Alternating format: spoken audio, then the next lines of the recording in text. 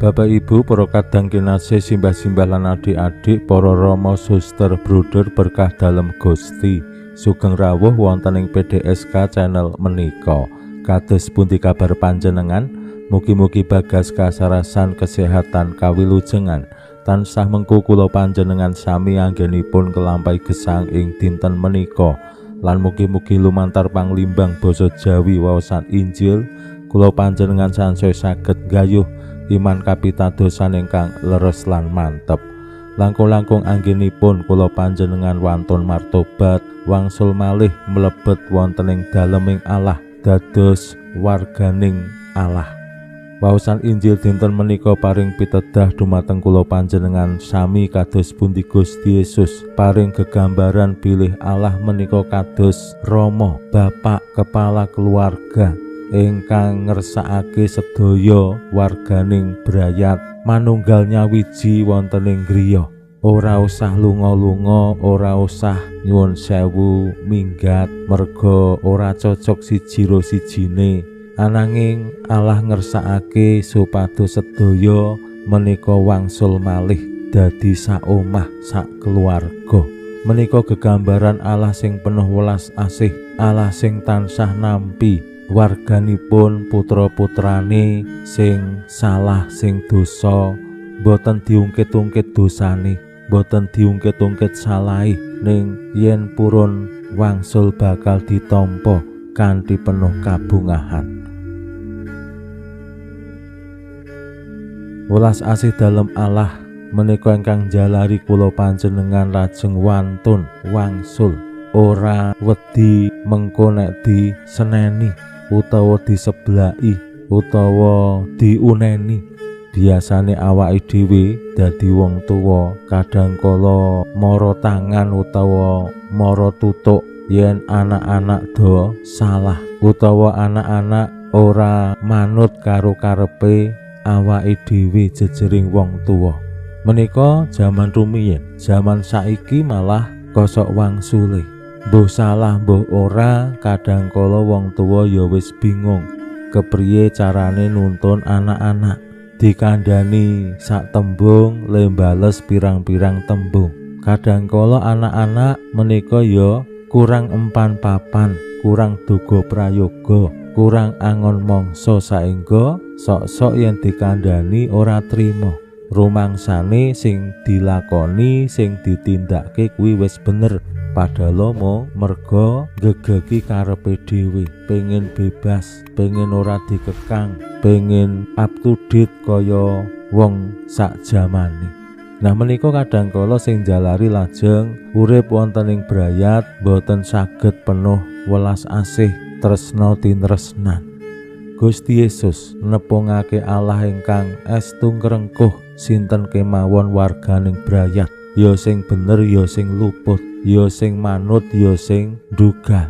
Kula panjenengan ing mangsa prapaskah menika dikersakake yen awake dhewe wis dadi wong lurus, wis dadi wong bener, awake dhewe ya dikersakake manunggal bisa nyawiji karo sing awake dhewe anggap luput utawa salah. Semanten ugi yen awake dhewe termasuk golongane wong sing luput, wong sing salah, awake dhewe ya dikersakake wangsul manunggil kalian Bapak, kalian sederek-sederek sanesipun wonten ing tunggil griya. Pramila monggo kita pirengaken sabda dalem Gusti ing dinten menika lan kita wiwiti kanthi sembahyang sawetawis. Konjo ing asma dalem Yang Rama saha Yang Putra tuwin Yang Roh Suci. Amin. Suawi sami munjuk. Gusti Yesus sabda dalem Yang Rama ingkang sampun manjalma, mugi karsa ngandika dhateng kawula wonten ing asepen ing telenging manah kawula. kabikao kegiatan lan panglipur ingkang manjing ing sabda dalem kapenuwana kawula mawi roing kawicaksanan dalem. Mugi-mugi srana anggen kawula maos lan mirengaken sabda dalem kawula sansaya nunggil ing sampeyan dalem. Amin. Waosan Injil kapethik saking Injil Lukas bab gangsal welas ayat 1 ngantos dumugi 3, kalajengaken ayat 11 ngantos dumugi 30. Nalika samono para juru mupubeya lan wong-wong dosa padha sowan Gusti arep ngrungokake sabda dalem. Dene para Parisi lan ahli kitab padha kedumelan pangucape. Wong-wong dosa kok ditampa, malah kembul dahar barang. Nanging Gusti banjur paring pasemon mangkene. Ana wong duwe anak lanang loro, sing enom kandha marang bapakne, "Pak, kula nyuwun bagian warisan kula." Bapak mau banjur ngedum warisan. Ora antara suwe, sing enom nglumpukake barang darbeke kabeh nuli mangkat menyang tanah adoh. Ana ing kono bandane diceh-ceh kanggo urip seneng-seneng. Bareng wis entek-entekan, dilalah tanah mau katrajang paceklik gedhe. Lan bocah mau dadi keserakat uripe. Kepeksa ngenger wong ing tanah kono lan dikon menyang palemane angon babi. Sepira kepingine ngiseni wetenge nganggo pakan babi, nanging ora ana wong sing menehi. Bocah mau banjur eling lan ngunandika, "Buruh-buruhe bapak pira wae cacahe, mangane turah-turah. Lah kok aku ana ing kene kaliren. Aku dak mulih sowan bapak lan matur, 'Bapak, kula sampun kadosan wonten ing ngarsanipun pangeran lan ing ngarsanipun bapak. Kula sampun boten pantes dipunaken putra. Kula nyuwun dados abdi kemawon.' Bocah mau nuli mangkat mulih sowan bapakne. Nanging isih adoh, bapakne wis weruh lan atine trenyuh. Anake diplayoni, dirangkul, dikekep-kekep. Si anak matur, 'Bapak, kula sampun kadosan wonten ing ngarsanipun pangeran lan ing ngarsanipun bapak. Kula sampun boten pantes dipunaken putra.' Nanging bapakne perintah marang batur-bature, 'Enggal, jupukna sandangan sing becik dhewe, drijine anggonana ali-ali, sikile trumpah ana. Sapi sing dilelemukae belen. Ayo bungah-bungah mangan enak. Awit anakku iki maune mati saiki urip maneh, maune ilang saiki ketemu maneh.' Banjur padha bungah-bungah mangan enak. Nalika samono sing pembarep isi ana ing sawah. Bareng mulih tekan sak cedhake omah krungu swaraning tabuhan lan wong jejogedan. Banjur takon marang salah sijining bature, 'Kae ana apa?'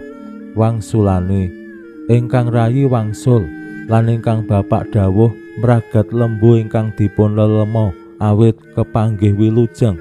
Si pembarep muring-muring ora gelem mlebu ngomah. Mula bapakne ngalahi metu ngarih-arih wangsulane. 'Sampun pinten taun anggen kula ngladosi bapak, mboten nate nerak dawuh. Ewadene cempis tunggal kemawon dereng nate dipun paringi kangge seneng-seneng kalian kanca-kanca.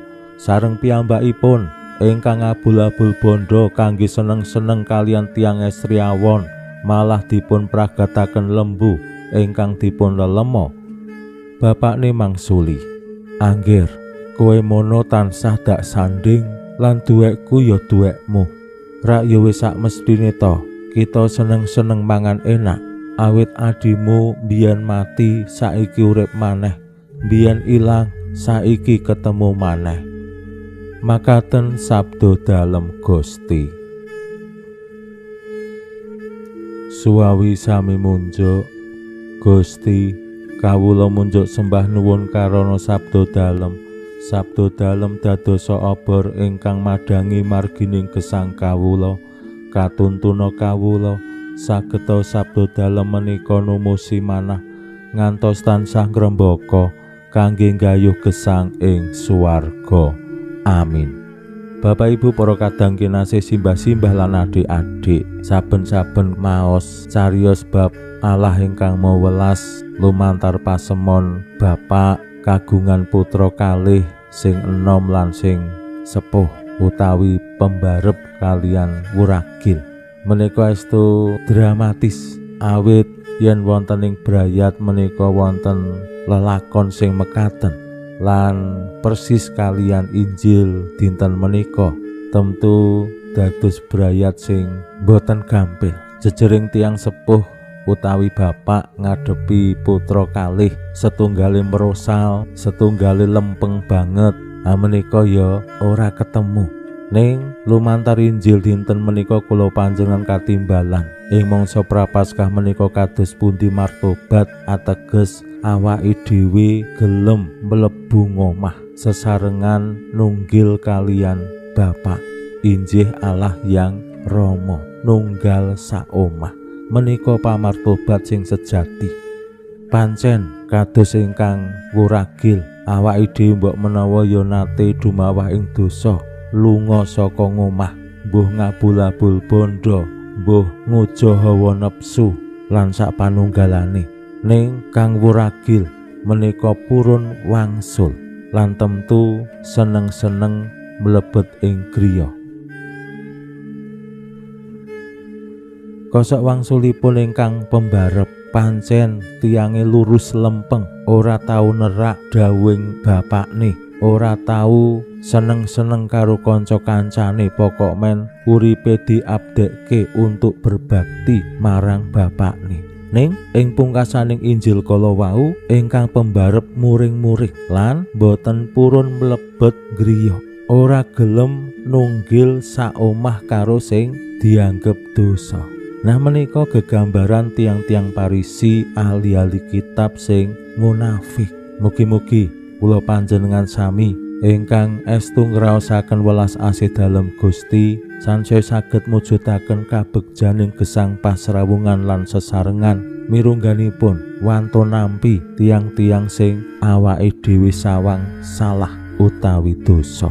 Lan mugi-mugi kula panjenengan sing rumaos ngakeni dados tiang salah tiang dosa nggih wantun manunggil kalian tiang-tiang sanesipun bangun gesang sing tunggal sedalem. Pinuji Allah sakmenika sarta ing salami-laminipun. Salam sehat, salam bahagia, salam katentreman. Lan mugi-mugi lumantar panglimbang dinten menika kula panjenengan tansah jinangkung ing berkah dalem Gusti ingkang Maha Kuwasa, Hyang Rama saha Hyang Putra tuwin Hyang Roh Suci. Amin.